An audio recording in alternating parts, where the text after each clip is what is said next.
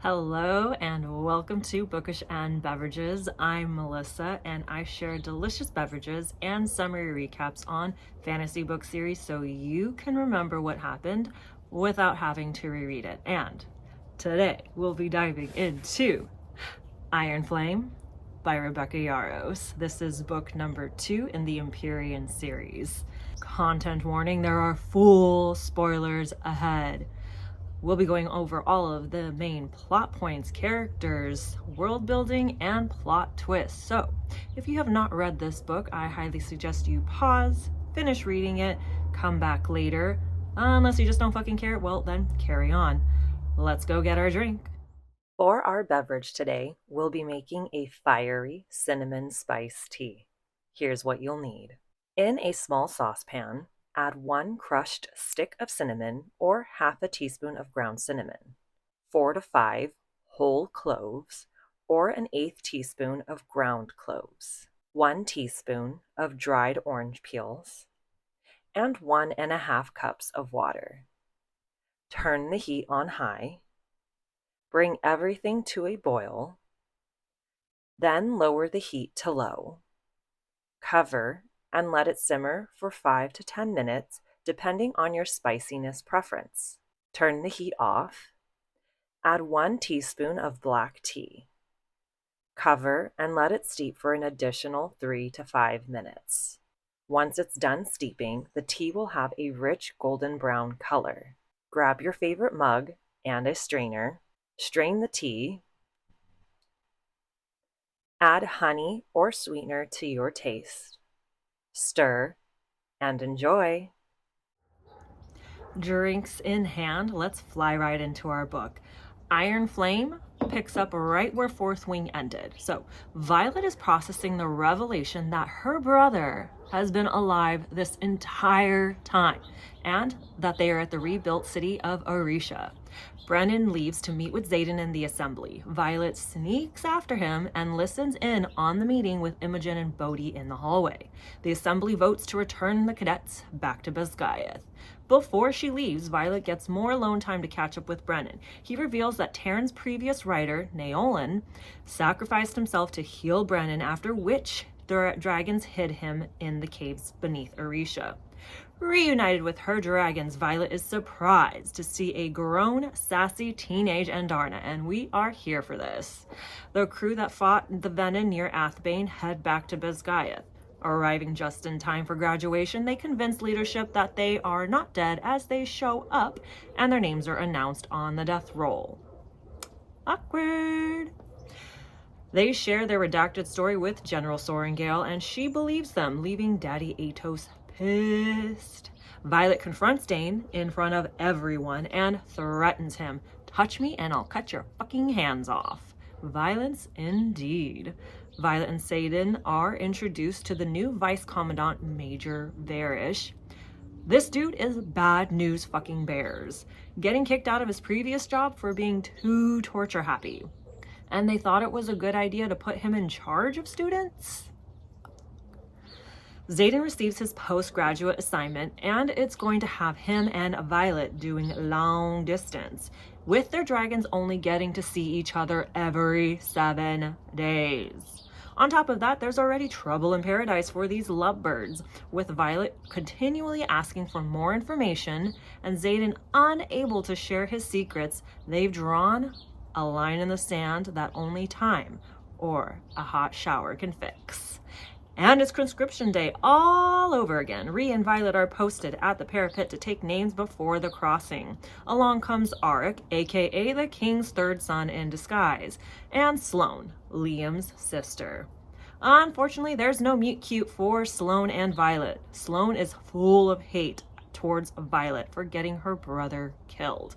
Both Arik and Sloane get placed in Violet's squad. Formations becomes a shit show as Solus, Major Varish's dragon, torches the first-year runners while taking out some of 3rd squad, coincidentally killing one of the riders that was with Violet at War Games. Little sus. Taryn is pissed and shows Solus who's the fucking boss. Violet's favorite day? Assessment day? Not. But she won't be on the mat, so what can possibly go wrong this year? A first year snaps Nadine's neck after she jokingly says she's Violet. Violet and the assassin fight until she finally kills the bastard. Colonel Atos may have been reassigned to another outpost, but he still got it out for Violet and the Athbane squad, sending assassins with a single message. Secrets die with the people who keep them. He couldn't come up with anything more original. Since Xaden refuses to let Violet help, she decides to put her scribe mind to use. How do they get up their own wards in Orisha? IT's answer: did you try turning them off and turning them back on again? If it was only that easy, so it's illicit archive research time. In between ward searching and flying out to Xaden every fortnight, Violet is being targeted by the vile Varish, trying to keep a spiteful Sloane alive, avoiding Dane at all costs, and keeping her friends at a distance so she doesn't have to lie to them. How's that going for you? During one of her trips to Xaden, things get a little heated between them. To hell with the damn line in the sand, and they kiss. Xaden stops the steamy makeout sesh before it goes too far. The line in the sand is drawn again. On both sides this time. Xaden wants an I love you, and Violet wants all his secrets. As second years, Violet and squad are required to take the Classified Riders Survival Course, also known as RSC, teaching students how to navigate, survive, and be tortured? Sounds like a blast. They miserably fail at their first navigation exercise and get introduced to a serum that dulls their dragon bond and signets. Odd. Jacinia catches on that something is up and wants to help Violet research in exchange for borrowing Violet's copy of the Fables and the Baron. Sloane sucks at fighting. Violet finally entices Sloane with an offer she can't refuse. You're going to train with Imogen in exchange for one of Liam's letters weekly. Varish is a smug bastard when Violet shows up to flight maneuvers without Andarna again. Taryn is having none of this bullshit. Like a boss, he threatens Solas's life and makes Varish grovel like the little bitch that he is and apologize to Violet.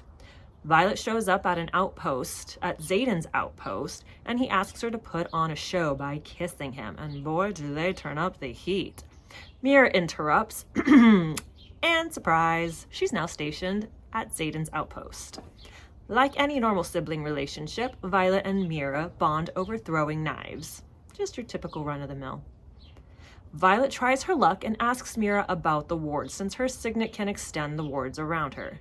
She pushes her luck even further, asking Mira about possibly seeing Wyvern. And what if there's a war going on that they have no clue about? Of course, Mira looks at her in disbelief, like the black sheep sharing all the conspiracy theories at family holiday gatherings. Back on the mats, Dane uses his authority to challenge Violet so they can chat. What a dick move. She calls him out for stealing her memory, and he makes this about Xaden, telling her that Mama Sorengale was the one that gave Xaden all 107 scars on his back. Ouch. Violet, Ree, Riddick, and Sawyer are taken in for their first group interrogation and torture assessment. Varish intrudes and brings Dane with him to read Violet's memories, and for once, Dane's rule following actually helps Violet. He refuses to read her memories, and Violet and the squad make the great escape. During battle brief, a resurrected Jack fucking Barlow is brought into class. But that's not all. Professor De Vera gives Violet a wink wink and a hint hint when she announces that the outpost Xaden is stationed at was attacked and one rider was gravely injured. Losing control to Taryn's emotions, Violet finds herself in Samara looking for her shadow daddy. He's more than all right when she finds him. So good, in fact, that they have a steamy shower bang sesh. Our guy Xaden is doing his best to earn Violet's trust back, and what's more romantic than a weapon drop together to make her feel included. Back at school, Violet ends up spilling the tea to her friends about what really went down during War Games and what leadership has been covering up. Then she finds out that there are 2 diaries from the OG writers and wardstone makers that tell her how to raise the wards. Fucking finally. During watchtower duty, Aya and Violet are attacked by 4 infantry soldiers. Aya gets killed and Violet is holding on for dear life as the last assassin tries to kill her when none other than Jack fucking Barlow saves the day and walks away. What the fuck just happened? Jasenia has found the secret vault where the OG journals are being held. Operation Archive Heist is a go. The heist team is successful in snatching the 2 journals and separating them for translation. Just when things seem to be going right, Violet gets caught. Violet wakes up in Varish's torture chamber. She floats in and out of consciousness as she's repeatedly tortured and mended for 5 days with her hallucinations of her golden retriever bodyguard Liam by her side. Varish brings in Dane to Google search her memories. Just when Violet thinks Dane will kill her for what she knows, he stabs Varish instead. Fuck yes.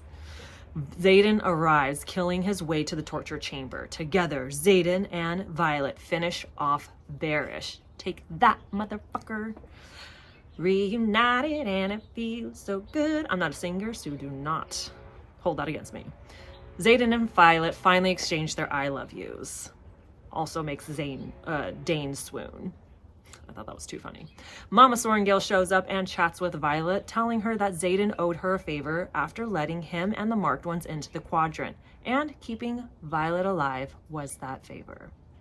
Mama Sorrengail takes off to deal with the gifts of dead Wyvern, Xaden, and crew left at the borders, because they're still trying to cover up this secret.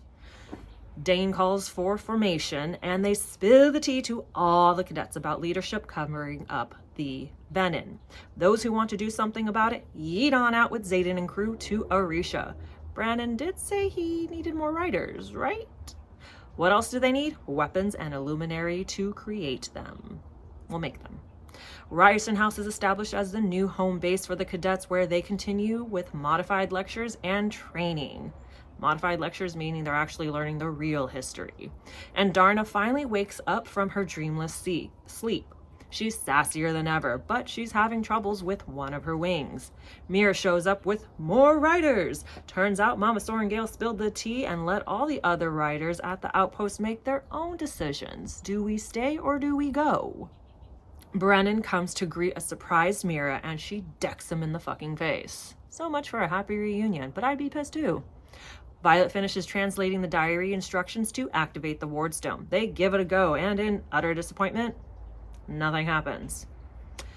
Violet finally gets the signet training she needs. She learns to control her lightning with an orb conduit to channel her power. The reunited Sorrengail siblings take a field trip to Poromiel to meet and negotiate with Viscount Tikaris. A furious Xaden is there when they arrive, but that's not all. Kat enters the chat, a griffin flyer and Xaden's bitch of an ex-girlfriend, who was also his previously betrothed. Before they discuss negotiations, Tikaris has Violet wield her lightning and strike a target, but not just any target, a fucking venin. Let's make a deal. They can take the luminary if they also take the griffin flyer students whose school got overtaken by venin. After being enemies for centuries, what could possibly go wrong with griffin flyers and riders learning under one roof? To get everyone cooking up a big pot of friendship, the flyers and the riders make the climb up the cliffs of Draelor. Despite their buddy hike, punches are being thrown instead of trading friendship bracelets between the flyers and the riders. Who didn't see that one coming? Violet's confidence is taking a hit thanks to Kat's ability to use mind work to amplify her emotions, especially jealousy. Xaden, being the caring, attentive shadow daddy that he is, shows Violet how much she, and only she, means to him with the greatest oral bang scene. My house, my chair, my woman, and the fandom goes wild. Dane and Violet call a truce to work together on properly translating Warwick's entire journal and imbuing the wardstone. During a rune hide-and-seek test mission, things don't go as planned, and Darna kills a furious Solus in the caves. Slayer. And Sloane manifests her signet. She is a siphon. Xaden's never-ending secrets seem to keep on coming. As it turns out, in addition to wielding shadows, Shadow Daddy Xaden is an intrinsic. A horde of wyvern are on the way to Orisha. Uh-oh. Luckily, Violet figures out how to raise the wards. Dragonfire! They fly out to meet the incoming wyvern at the ward border to test if it worked this time. It did, but something's not quite right. Team Rebellion meets with Team Navarre. General Melgren proposes an alliance and asks for their aid at an upcoming battle against the Venom that he saw. Brennan comes in and shocks Mama Sorrengail because he's alive and tells them, hell no, and peace out, Girl Scout. Before they leave, Mama Sorrengail gives Violet Lyra's journal. Apparently, Warwick wasn't fully honest in his accounts of ward raising. Violet has an epiphany. The Venom are coming to attack Basgaeth, not the outpost that General Melgren saw. We ride at dawn. The crew rushes back to school. Mama Sorrengail takes Violet and crew to show them that the wards are indeed still guarded and up. But wait, what's that? Bade and Jack fucking Barlow are in the ward chamber. He's a Venom, motherfucker, and sacrifices his dragon to take down the wards. Brennan shows up with more reinforcements and griffin flyers. The battle begins and it's utter chaos. Jasenia cracks the code on Lyra's journal. They need 7 dragons to breathe fire on the wardstone. But wait, aren't there only 6 dragon dens? Looks like Endarna's been keeping some secrets of her own. She is part of that 7th den. But first, the wardstones must be imbued. Violet starts to imbue the wardstones. Brennan finished mending, intending to sacrifice her to do so. But Mama Sorrengail pushes her out of the way. Mama Sorrengail is going to sacrifice herself. No, there must be another way. But there's not. So she uses the last of her life force to channel her power for Sloane to siphon it. R.I.P. Mama Sorrengail. We may not have always agreed with your methods, but you protected your kids the only way you knew how. With the 7 dragon den fires combined, the wards are back up. The Venom yeet on out, people are celebrating, and the Sorrengail siblings are grieving the loss of their mother. Violet goes to meet Xaden. He tells her that he killed the Venom general he was fighting. He slowly drags his gaze up Violet's body until their eyes meet. There's a red ring around his irises. Shadow Daddy Xaden has officially gone Venom. No! After getting some much-needed rest from the battle, Xaden leaves a sleeping Violet in bed and goes to visit Jack fucking Barlow in the cells looking for a cure. But there is none. Yet. At least I hope there is sometime soon. Welcome to our fucked up family. Thank you so much for watching, and stay tuned for more summary recaps on your favorite fantasy series. If you enjoyed this video, please like, subscribe, and share with your fellow book lovers. And if there are any series that you want summary recaps on, just drop it in the comments below. And thank you, thank you, thank you.